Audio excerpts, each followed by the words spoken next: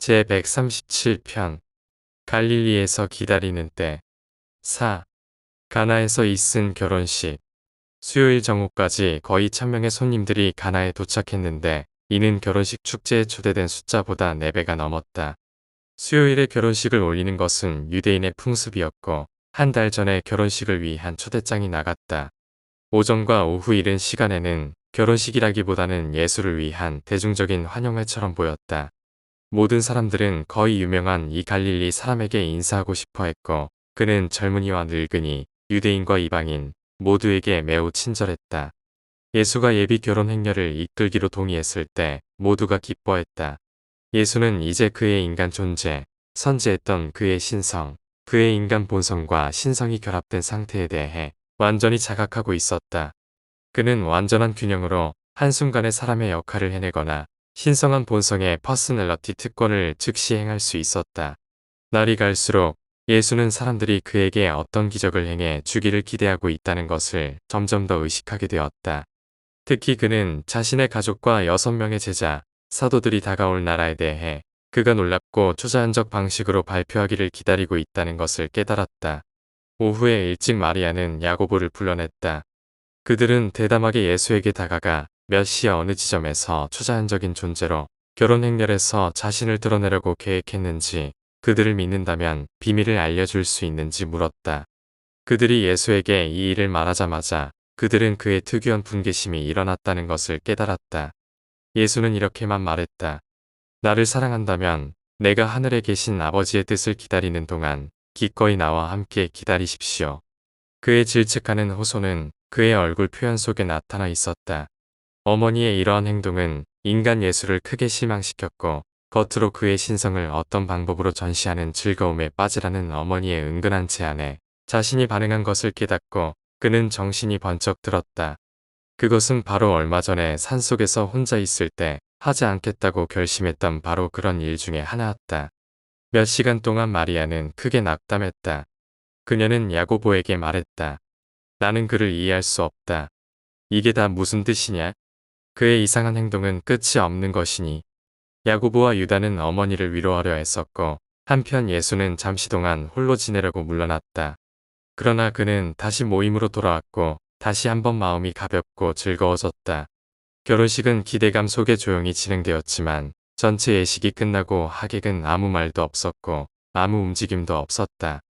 그러자 세례자 요한이 구원자라고 선포했던 그 목수이자 조선공이 아마도 결혼식 저녁 만찬에서 솜씨를 보일 것이라는 소문이 돌았다.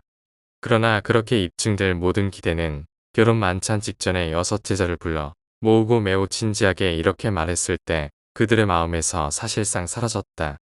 내가 호기심 있는 자를 만족시키거나 의심하는 자에게 확신을 주기 위하여 무슨 놀라운 일을 하려고 이곳에 왔다 생각지 말라. 오히려 우리는 하늘에 계신 우리 아버지의 뜻을 기다리기 위해 이곳에 왔다. 그러나 그가 동료들과 의논하는 것을 보았을 때 마리아와 다른 사람들은 무슨 놀라운 일이 일어날 것이라고 마음속으로 확신했다. 그리고 그들은 모두 자리에 앉아 혼인 만찬과 축제의 저녁을 즐겼다. 신랑의 아버지는 결혼잔치에 초청한 모든 손님을 위하여 포도주를 넘치게 마련했다. 그러나 아들의 결혼식이 예수가 메시아적 구원자로서 나타나는 것을 기대하는 것과 아주 밀접하게 연결된 사건이 될 것을 그가 어떻게 알 수 있었겠는가? 그는 이름난 갈릴리 사람을 손님으로 대접하는 영광을 얻어서 기뻐했다. 그러나 결혼 저녁 식사가 끝나기 전에 포도주가 동이 나고 있다는 불안한 소식을 하인들이 가져왔다. 정식 저녁 식사가 끝나고 손님들이 뜰에서 이리저리 거닐고 있을 때가 되어서 신랑의 어머니는 포도주가 떨어졌다고 마리아에게 털어놓았다. 마리아는 자신 있게 말했다. 아무 걱정 마세요. 우리 아들한테 말하겠어요. 그가 우리를 도울 거예요. 겨우 몇 시간 전에 질책을 받았음에도 불구하고 이렇게 그녀는 주제넘게 말했다.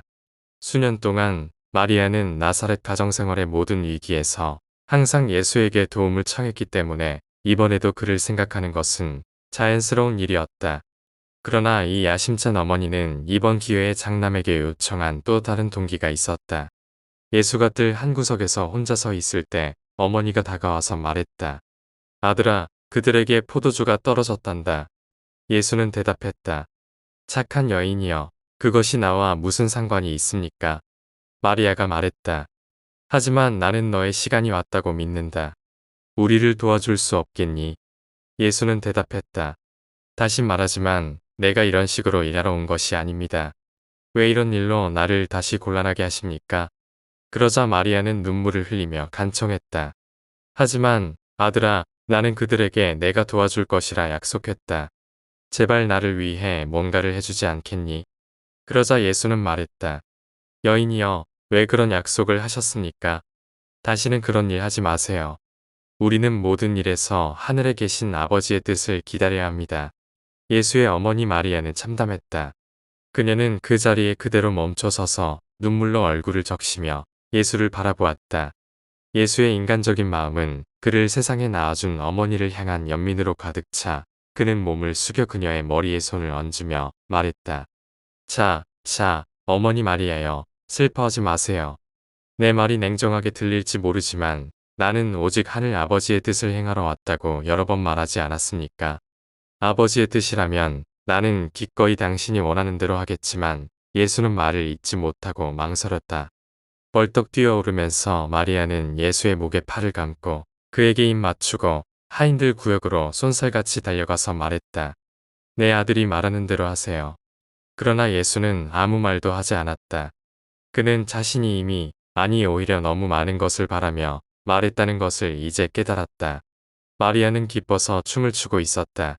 그녀는 포도주가 어떻게 만들어질지 몰랐지만 마침내 마자들을 설득하여 자신의 권위를 주장하게 하고 감히 나서서 자기 자리를 차지하고 메시아의 능력을 발휘하게 되었다고 자신 있게 믿고 있었다. 거기 있던 모든 사람이 전혀 모르는 어떤 우주동력자와 성격자들이 자리에 있고 결합했기 때문에 그 여자는 실망하지 않게 되어 있었다. 마리아가 바라고 예수, 하나님인 사람이 인간적으로 동정심에서 발았던 포도주가 막 생기고 있었다. 물로 채워진 6돌 항아리가 가까이 있었고 하나에 20갤론쯤 들어 있었다. 이 물은 나중에 결혼식의 마지막 정화 예식에 쓰려던 것이었다. 어머니가 바쁜 지시에 따라 이 커다란 돌그릇들 둘레에서 하인들이 소란을 떠는 모습이 예수의 눈길을 끌었고 거기로 가보니 사람들이 포도주를 항아리에서 주전자로 가득 쏟아붓는 것을 보았다. 예수는 무슨 일이 일어났는지 차츰 생각이 떠올랐다. 가나의 결혼 잔치에 온 모든 사람 가운데 예수가 가장 놀랐다. 다른 사람들은 그가 놀라운 일 하기를 기대했으나 그것은 바로 그가 하지 않겠다고 결심한 것이었다.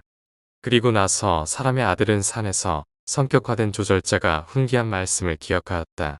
어떤 권력자나 권한도 시간에 구애받지 않는 창조자 특권을 그에게서 빼앗을 수 없다고 전에 조절자가 어떻게 경고했는지 회상했다. 이 경우에는 동력 변화자, 중도자, 그리고 다른 모든 필요한 성격자가 물과 기타 필요한 요소 가까이에 모여 있었다. 그리고 우주의 창조 주권자가 소망을 표현한 앞에서 포도주가 순간에 나타나는 것을 피할 길이 없었다. 성격화된 조절자가 아들의 소망대로 집행하는 것이 전혀 아버지의 뜻에 어긋나지 않는다는 뜻을 알렸기 때문에 이 일은 이중으로 확실해졌다. 그러나 이것은 결코 기적이 아니었다. 어떤 자연의 법칙도 수정되거나 폐지되거나 심지어 초월되지 않았다. 포도주를 정교하게 만드는 데 필요한 화학 원소의 천체 집합과 연관된 시간의 단축 이외에는 아무 일도 일어나지 않았다. 이때의 가나에서 창조자의 관리들은 보통의 자연 공정에 의해 하는 것처럼 포도주를 만들었다. 다만 그들은 시간에 구애받지 않고 필요한 화학 성분의 우주조립 문제에 초인간 관리들의 개입으로 만들었다. 게다가 이른바 이 기적을 행하는 것은 파라다이스 아버지의 뜻을 거역하지 않았음이 분명했다. 그렇지 않으면 예수가 이미 모든 일에 아버지의 뜻에 복종했기 때문에 그 일은 일어나지 않았을 것이다. 하인들이 이 새 포도주를 부어서 신랑 들러리, 즉 잔치의 사회자에게 들고 갔을 때 포도주를 맛본 뒤에 그는 신랑을 부르며 말했다. 처음에는 좋은 포도주를 내놓고 손님들이 잔뜩 마신 뒤에는 더 낮은 포도 열매의 소산을 가져오는 것이 풍습이거늘 그대는 잔치의 마지막까지 최상의 포도주를 남겨두었소. 마리아와 예수의 제자들은 기적이라고 생각된 일이 일어나서 크게 기뻐했고 예수가 의도해서 기적을 행했다고 생각하였다. 하지만 예수는 뜰의 한적한 구석으로 물러나 잠시 깊은 생각에 잠겼다. 그 상황 아래에서 이 사건은 그가 친히 고삐를 쥘 수 없었다. 아버지의 뜻에 반대되지 않았은즉 불가피했다고 마침내 결정하였다. 사람들에게 돌아왔을 때 그들은 그를 두렵게 여겼다. 그가 메시아라고 모두 믿었다. 그러나 예수는 몹시 당황하였고 사람들이 그를 믿는 이유가 방금 우연히 목격한 비범한 사건 때문인 것을 알았다. 예수는 다시 한번 이 모든 것을 생각하려고 한동안 집 옥상으로 물러났다. 예수는 이제 자신의 동정심과 연민을 과도하게 나타내는 것이 반복적인 사건을 초래할 수 있음을 완전히 깨달았다. 그럼에도 사람의 아들이 육체적인 생을 마감하기 전까지 이러한 유사한 사건들이 여러 차례 발생했다.